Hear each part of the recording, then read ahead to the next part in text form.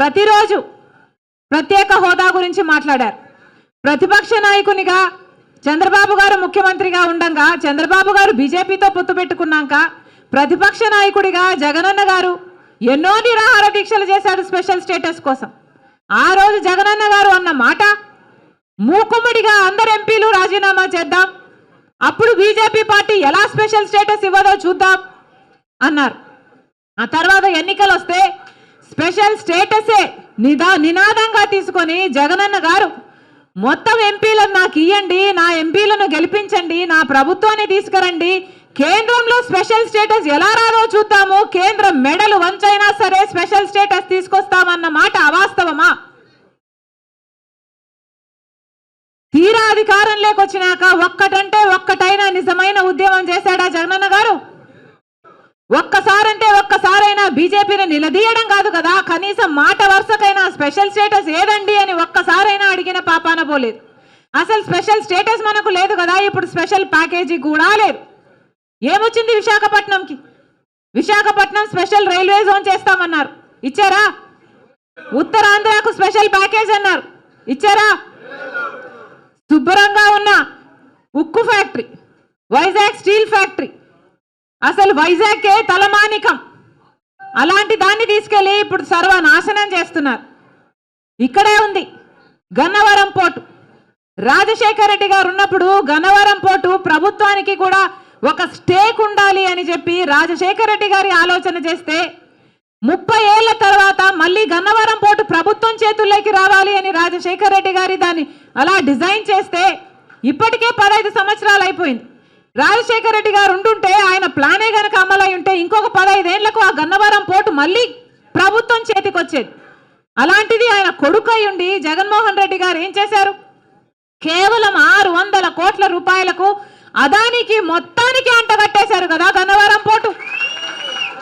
ఇప్పుడు ప్రభుత్వానికి ఏ స్టేకు లేదు, ప్రభుత్వం చేతికి ఎప్పటికీ రాదు, పూర్తిగా అప్పనంగా అప్పగించేశారు. ఎవరి సొమ్మును అప్పగించారు? ప్రజల సొమ్ము కాదా? ఆంధ్ర రాష్ట్ర ప్రజల సొమ్ముని, ఆంధ్ర రాష్ట్ర ప్రజలని తాకట్టు పెట్టినట్టు కాదా? వీళ్ళ కుమ్మక్కు రాజకీయాల కోసం ఆంధ్ర రాష్ట్ర ప్రజలను తాకట్టు పెట్టారు. ఇది వాస్తవం వాస్తవం వాస్తవం. స్వలాభం కోసం ప్రజల ప్రయోజనాలను తాకట్టు పెట్టారు. ఆ రోజు రాజశేఖర రెడ్డి గారు ఉన్నప్పుడు ఎన్ని ఫ్యాక్టరీలు, ఎన్ని కంపెనీలను రాజశేఖర రెడ్డి గారు నిలబెట్టారు, ఎన్ని కంపెనీలను రాజశేఖర రెడ్డి గారు మునిగిపోకుండా కాపాడారు. ఈరోజు వైజాగ్ స్టీల్ అన్నది 30,000 మందికి ఉద్యోగాలు ఇస్తుందట. 30,000 మందికి ఉద్యోగాలు ఇస్తుంటే ఈరోజు ఆ 30,000 మందికి భరోసా లేకుండా పోయింది ప్రభుత్వాల మీద.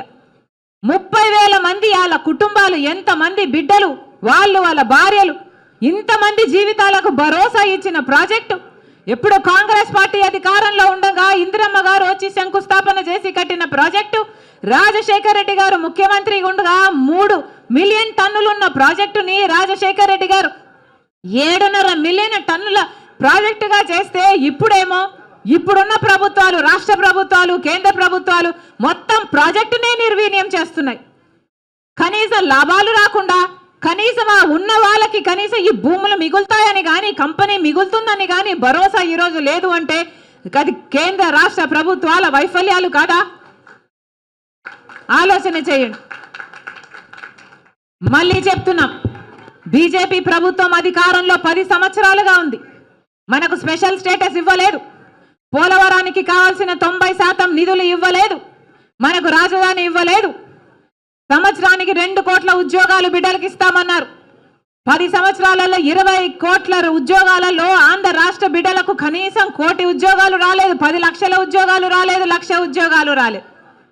రైతులకి రెట్టింపు చేస్తామన్నారు లాభాలు, అది కాలేదు. ఒక్క వాగ్దానం నిలబెట్టుకోకపోయినా అటు టీడీపీ ప్రభుత్వమైనా ఇటు వైసీపీ పార్టీలైనా మొత్తం బీజేపీకి అమ్ముడుపోయాయి. కనిపించినా కనిపించకున్నా పొత్తులు పెట్టుకున్నారు, కుమ్మక్కయ్యారు. ఈరోజు కుమ్మక్కు రాజకీయాలతో ఆంధ్ర రాష్ట్ర ప్రజలను బీజేపీ పార్టీకి బానిసలుగా చేయాలని చూస్తున్నారు.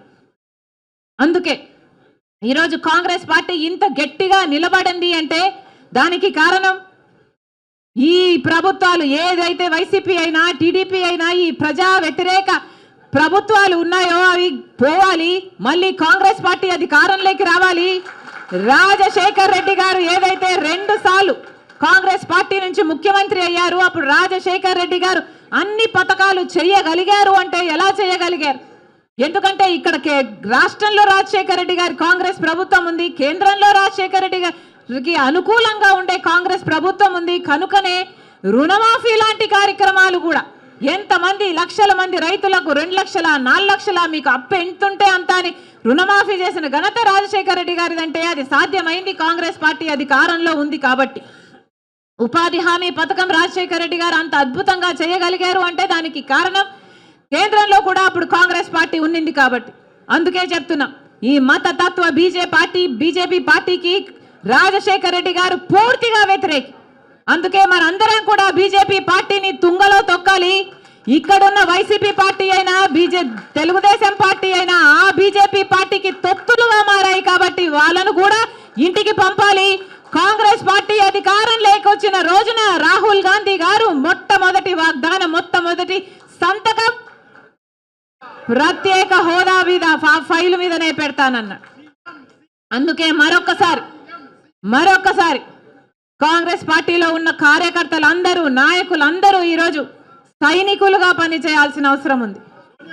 ఈ రోజు నుంచి ఒక్కొక్కరము ఒక్కొక్క సైన్యంలా ఒక్కొక్కరికి ఒక్కొక్క కార్యక్రమం ఉంది అన్నట్టు, ఒక పని ఉంది అన్నట్టు ఈ 2 నెలలు మనం కష్టపడి పనిచేస్తే కాంగ్రెస్ పార్టీ అధికారంలోకి రాకపోదు. మనం చేయాల్సిందల్లా ఒకటే, ప్రతి ఒక్కరము ప్రతిరోజు పని కట్టుకొని ఎవరినో ఒకరిని కలవాలి, ఏదో ఒక సంఘాన్ని కలవాలి, వాళ్ళని కాంగ్రెస్ పార్టీలో చేర్చడానికి ప్రయత్నించాలి, వాళ్ళతో మాట్లాడాలి, కాంగ్రెస్ పార్టీకి వాళ్ళ మద్దతు ఎందుకు అవసరమో వివరించాలి, మనకు స్పెషల్ స్టేటస్ ఎంత అవసరమో వివరించాలి. ఇప్పుడున్న వైసీపీ అయినా, ఇప్పుడున్న టీడీపీ అయినా, ఇప్పుడున్న ఈ పార్టీలన్నీ కుమ్మక్కయ్యాయి బీజేపీతో అని వివరించాలి.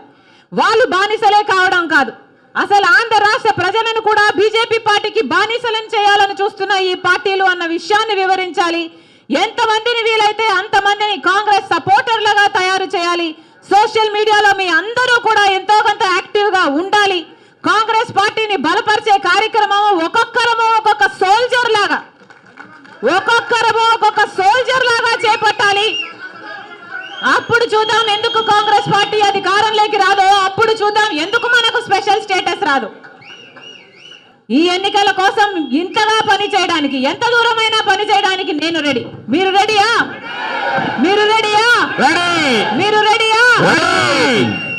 Very good.